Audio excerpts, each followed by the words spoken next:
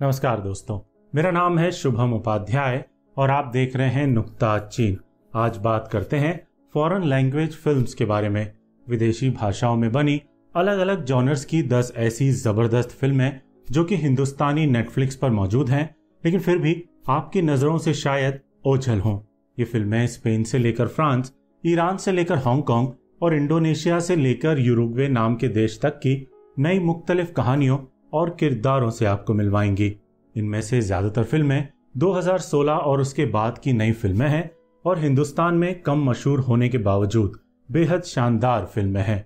बस इतनी सी बात और है कि इनमें से ज्यादातर अंग्रेजी सबटाइटल्स के साथ ही देखी जा सकती हैं और तकरीबन सभी फिल्में डार्क सब्जेक्ट्स को एक्सप्लोर करती हैं, इसलिए इन्हें देखने का फैसला स्वविवेक से लीजिएगा।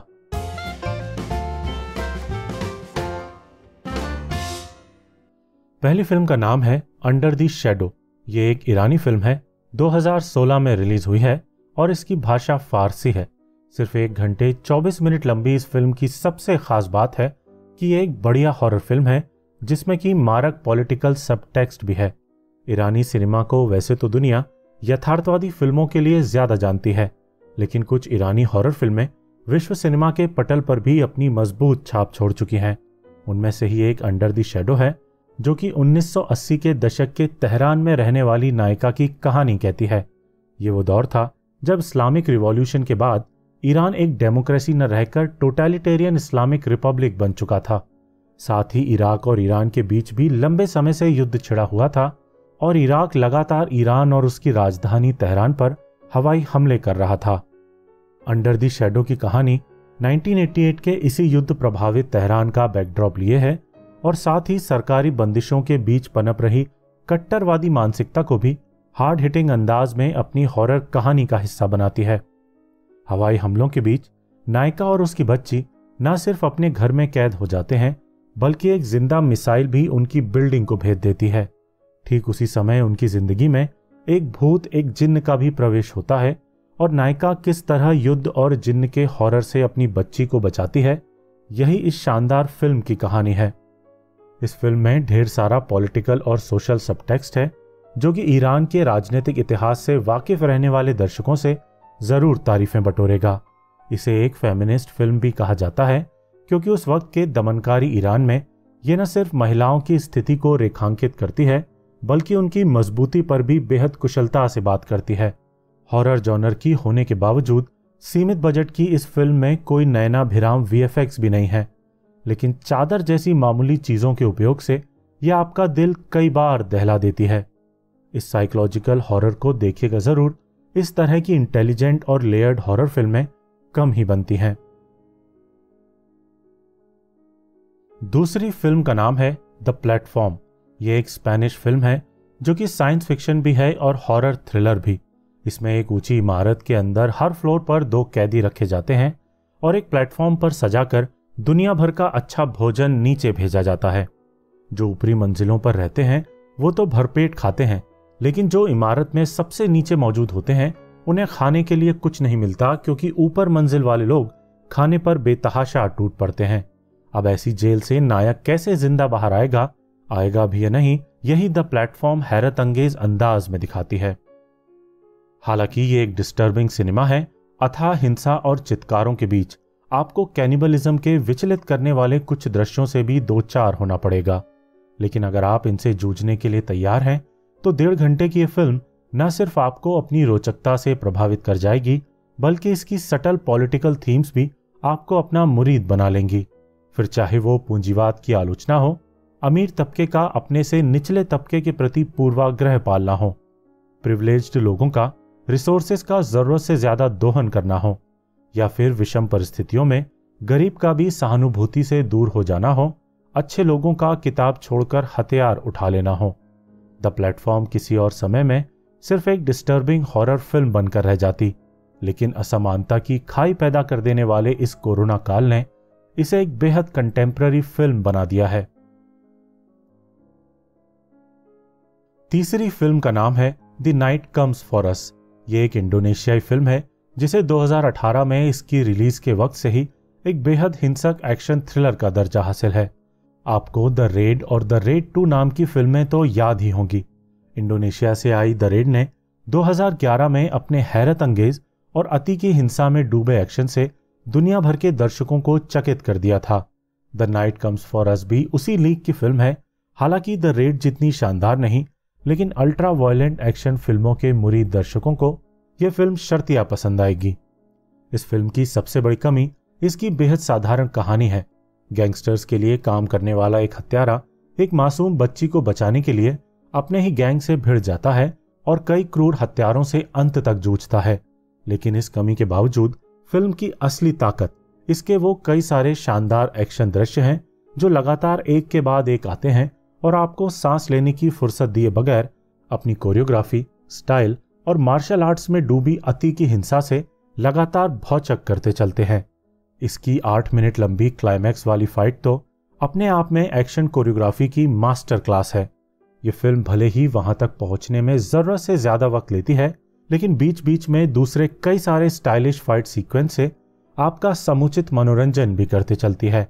अगर आपको अति की हिंसा में डूबी एक्शन फिल्में पसंद है, हॉरर फिल्मों के स्तर का खून बहते हुए देखने में मुश्किल नहीं आती, तो the night comes for us जरूर देखिएगा, मजा आ जाएगा। चौथी फिल्म का नाम है मिराश। ये स्पेनिश फिल्म 2018 में रिलीज हुई थी और द प्लेटफॉर्म की तरह ही यह भी नेटफ्लिक्स की मशहूर फॉरेन लैंग्वेज फिल्मों में से एक है, इसलिए ज्यादा संभावना है कि इसे आपने अब तक देख ही लिया होगा। लेकिन अगर नहीं देखा है तो इस साइंस फिक्शन और मिस्ट्री ड्रामा को एक मौका जरूर दीजिएगा। इसे उसी स्पेनिश निर्देशक ओरियोल पाउलो ने बनाया है, जिनकी बेमिसाल फिल्म द इनविजिबल गेस्ट को हिंदी में बदला नाम से 2019 में रीमेक किया गया था। और तो और उनकी एक और शानदार फिल्म द बॉडी का भी बेहद कमजोर रीमेक हमारे यहाँ 2019 में इसी नाम से बना था। कहने का मतलब है कि इस निर्देशक की सभी फिल्में बेहद दर्शनीय होती हैं, क्योंकि उलझी हुई अविश्वसनीय कहानी कहते हुए यह निर्देशक अंत तक रहस्य को जबरदस्त अंदाज में साध कर चलता है और अपनी फिल्म को आखिर तक मनोरंजक और एज ऑफ द सीट बनाए रखता है। मिराज की भी टाइम ट्रेवल आधारित नॉन लीनियर पटकथा काफी उलझी हुई है, जो कि धीरे धीरे ही खुलती है। ये फिल्म दिमाग की भी खासी कसरत करवाती है, कई सारे ट्विस्ट एंड टर्न्स हमारी नजर करती है और एक अविश्वसनीय अंत देकर दर्शकों को अच्छे से तृप्त करने का मादा रखती है। किसी फुर्सत के दिन आराम से वक्त गुजारने के लिए इस माइंड बेंडिंग फिल्म को देखिएगा। कुछ कमियां और पुरानी फिल्मों के प्रभाव साफ साफ नजर आने के बावजूद यह फिल्म आपको कतई निराश नहीं करेगी। पांचवी फिल्म का नाम है इन्फर्नल अफेयर्स। यह हांगकांग से आई एक बेहद शानदार क्राइम थ्रिलर है, जो कि साल 2002 में रिलीज हुई थी। मार्टिन स्कॉर्सेज़ी ने इसका अमेरिकी रीमेक अपनी पसंद के बदलावों के साथ 2006 में द डिपार्टेड नाम से बनाया था, जिसे कि उनकी बेहतरीन फिल्मों में से एक माना जाता है। इन्फर्नल अफेयर्स एक ऐसा शानदार सिनेमा है जिसने न सिर्फ दुनिया भर में कई सारे रीमेक्स को जन्म दिया, बल्कि गैंगस्टर तथा पुलिस के आपसी फ्रिक्शन पर बनने वाली अंडरकवर कॉप जॉनर की फिल्मों का स्वरूप तक बदल कर रख दिया। कहानी भी इसकी बेहद दमदार है। हांगकांग की पुलिस में काम करने वाले एक युवा को अंडरवर्ल्ड में जासूस बनाकर भेजा जाता है और उसी समय अंडरवर्ल्ड एक क्रिमिनल को पुलिस वाला बनाकर हांगकांग पुलिस में शामिल करवा देता है। कई सालों तक सफर करने वाली कहानी इन्हीं दो भेदियों के बारे में है, कैसे वो अपनी पहचान को लेकर संघर्ष करते हैं, उसे एक दूसरे और दुनिया से छिपा कर रखते हैं और कैसे सही और गलत के बीच उलझते चलते हैं। केवल 1 घंटे 40 मिनट की फिल्म बेहद स्टाइलिश एक्शन लिए है, सिनेमैटिक कैरेक्टर कॉन्फ्लिक्ट्स लिए है, धारदार इमोशंस व्यक्त करती है, शानदार एडिटिंग, कैमरा वर्क और निर्देशन की टेक लेकर दोनों मुख्य किरदारों के आमने सामने आने को बेहतरीन अंदाज में पेश करती है। और तो और आखिर में एक ऐसा अंत हमारी नजर करती है जिसकी आपने बिल्कुल भी उम्मीद नहीं की होगी। अमेरिकी फिल्म द डिपार्टेड आपने देखी हो या ना देखी हो, इन्फर्नल अफेयर्स को जरूर देखिएगा। इस एशियाई फिल्म को नहीं देखने का एक ही मतलब होगा, विश्व सिनेमा की बेहतरीन फिल्म को नजरअंदाज करने का कुफ्र करना। छठवीं फिल्म का नाम है टाइम क्राइम्स। दिमाग हिलाकर रख देने वाली फिल्में अगर आपको पसंद है, जिन्हें की अंग्रेजी में माइंड बेंडिंग कहा जाता है, तो 2007 में आई ये हिंसक स्पेनिश फिल्म जरूर देखिएगा। टाइम ट्रैवल पर बनी इस 1.5 घंटे की साइंस फिक्शन थ्रिलर फिल्म में कई सारे अजीबोगरीब ट्विस्ट हैं, ह्यूमर इसका डार्क है और बेहद कम बजट की होने के बावजूद बिना किसी स्पेशल इफेक्ट्स के भी ये एक मारक टाइम ट्रैवल कहानी कहती है, वो भी इस अंदाज में कि आप दांतों तले उंगलियां दबा लेंगे। इसकी कहानी बताने का वैसे तो कोई मतलब नहीं, क्योंकि इससे आप इसकी विचित्रता और high concept science fiction story का अंदाजा नहीं लगा पाएंगे। इसलिए बेहतर है कि इसे आप खुद देखें और दिमाग के तोते उड़ जाने दें। बस इतना बताना ठीक रहेगा कि इसका नायक एक ऐसे टाइम ट्रैवल पैराडॉक्स में फंस जाता है कि एक घटना की तरफ उसे एक से ज्यादा बार लौटने पर मजबूर होना पड़ता है। इस बेहतरीन फिल्म में हिंसा भी है, न्यूडिटी भी, इसलिए इसे तभी देखिएगा जब आप इन दोनों चीजों का सामना करने के लिए मानसिक रूप से तैयार हों। 7वीं फिल्म का नाम है एटलांटिक्स। 2019 में नेटफ्लिक्स पर रिलीज हुई ये एक फ्रेंच फिल्म है, लेकिन इसकी कहानी सेनेगल नाम के एक पश्चिम अफ्रीकी देश में स्थापित है। सेनेगल की भाषा वोलुफ है और इस फिल्म की भी वही मुख्य भाषा है। अफ्रीकी संस्कृति और सेनेगल के समाज में रची बसी ये फिल्म इतनी उम्दा, शानदार और बेहतरीन है कि इसे 2019 के कान फिल्म महोत्सव में न सिर्फ खासी तारीफें और पुरस्कार हासिल हुए, बल्कि इसकी डायरेक्टर मार्टी डियाब वो पहली अश्वेत निर्देशिका बनी जिनकी फिल्म कान के मुख्य कंपटीशन सेक्शन का हिस्सा बनाई गई। बेहद धीमी गति की इस फिल्म का शिल्प वैसे तो आर्ट फिल्मों वाला है और इसे देखने समझने के लिए आपके अंदर अच्छा खासा सब्र होना चाहिए, मगर यह भी बताता चलूं कि सुपरनैचुरल ड्रामा फिल्म में एक ऐसा अद्भुत ट्विस्ट है जिसे देखकर आप ऊपर से लेकर नीचे तक पूरी तरह हिल जाएंगे। इसकी कहानी प्यार करने वाले 2 गरीब मुस्लिम युवाओं के बारे में है, जिसमें से नायिका घरेलू बंदिशों में बंधी है और अपने प्रेमी के दूर चले जाने पर समाज का अकेले मजबूती से सामना करती है। वहीं सुलेमान नाम का नायक एक मजदूर है और इमारतें बनाने का काम करता है, लेकिन ऊंची ऊंची इमारतें खड़ी करने वाले अमीर लोग सुलेमान जैसे मजदूरों का पैसा मार लेते हैं और काम की तलाश में उसे माइग्रेट होकर अटलांटिक ओशन को पार कर स्पेन जाना पड़ता है। यहां से फिल्म वो करवट लेती है जो इसे न सिर्फ एक सुपरनैचुरल जॉनर की आला तरीन फिल्म बना देती है, बल्कि एक मारक सोशल क्रिटिक भी बनाती है। हम सभी अपने आसपास देख ही रहे हैं विस्थापन के शिकार मजदूर किस बदहाल स्थिति में जीने को मजबूर हैं। ये फिल्म भी उसी सच को दोहराती है और मैजिक रियलिज्म की टेक लेकर इस अंदाज में दोहराती है कि आप सिहर उठेंगे। इस कोरोना काल में इसे देखना और भी ज्यादा जरूरी हो जाता है, क्योंकि अभी जो मजदूर बेजुबान हैं, सोचकर देखिए अगर वो बदला लेने पर आएंगे तो हमारा क्या होगा। सिर्फ 1 घंटे 45 मिनट की फिल्म खत्म तो जल्दी हो जाएगी, लेकिन इसकी छवियां और इसके छोड़े हुए सवाल कई कई दिनों तक आपको याद आते रहेंगे। 8वीं फिल्म का नाम है 22 जुलाई। नॉर्वे से आई ये फिल्म एक उम्दा क्राइम ड्रामा है जो 2018 में रिलीज हुई थी और अंग्रेजी भाषा में बनी होने के बावजूद केवल नॉर्वे के कलाकारों और क्रू मेंबर्स के साथ बनाई गई है। ये नॉर्वे में हुए उस नरसंहार के बारे में है जिसमें 22 जुलाई 2011 के दिन एक राइट विंग टेररिस्ट ने 77 मासूम लोगों की जान ले ली थी। ये फिल्म उस खौफनाक टेररिस्ट अटैक और उसके बाद के घटनाक्रमों को सिलसिलेवार दिखाती है, उन्हें हमारे लिए जीवंत कर देती है, लेकिन कभी भी एक्सप्लॉइटेटिव नहीं होती। निर्देशक पॉल ग्रीनग्रास वैसे तो बॉन्ड ट्रिलॉजी की तेज रफ्तार ओवर द टॉप फिल्मों के लिए जाने जाते हैं, लेकिन 22 जुलाई में उन्होंने बेहद रिस्ट्रेंट के साथ चीजों को रिक्रिएट किया है और नरसंहार में मारे गए लोगों और बचे हुए सर्वाइवर्स की कहानी बेहद संवेदनशीलता के साथ पर्दे पर यथार्थवादी अंदाज में उतारी है। हालांकि इसका ये मतलब नहीं है कि फिल्म देखने में आसान है, क्योंकि ना सिर्फ ये फिल्म अटैक के दिन की कहानी तफसील से दिखाकर रोंगटे खड़े करती है, बल्कि उसके बाद सनकी हत्यारे को सजा दिलाने की लंबी कानूनी लड़ाई को भी डिटेल में हमारे सामने रखती है। यह हिस्सा खासा मार्मिक है, क्योंकि जहां एक तरफ आतंकवादी चतुराई से पब्लिक के सामने अपने आइडियाज प्रोपोगेट करता है, वहीं अटैक के सर्वाइवर्स के लिए उसका कोर्ट में सामना करना और वापस से अपनी जिंदगी को खड़ा करना आसान नहीं होता।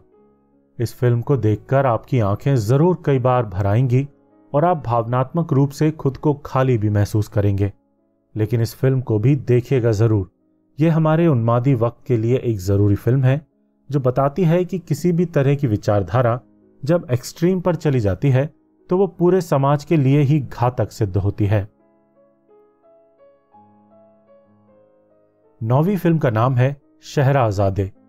फ्रांस के बैकड्रॉप पर बनी ये एक छोटी सी इंडिपेंडेंट फ्रेंच फिल्म है जो कि 2018 में रिलीज हुई थी और आपको उस फ्रांस से नहीं मिलवाती है जो खूबसूरत है, जहां एफिल टावर है, जहां घूमने का ख्वाब ज्यादातर घुमक्कड़ों के मन में रहता है, बल्कि यह आपको फ्रांस के सबसे खतरनाक शहरों में से एक माने जाने वाले मार्सेल से मिलवाती है, जहां गरीबी, अपराध और वेश्यावृत्ति रोज की जिंदगी के हिस्से हैं। और इसी शहर में 17 साल का एक लड़का जो अभी अभी जुवेनाइल जेल से बाहर आया है, एक प्रोस्टिट्यूट के प्यार में पड़ जाता है। 1.25 घंटे की उम्दा फिल्म इसी अनकन्वेंशनल लव स्टोरी के बहाने गरीबी और अपराध के बीच पल रहे अफ्रीकी मूल के फ्रेंच नौजवानों की कहानी कहती है और फ्रांस की उस सोसाइटी की सच्चाई को हमारे सामने रखती है जिसके बारे में हम हिंदुस्तानियों को ज्यादा मालूमात ही नहीं है।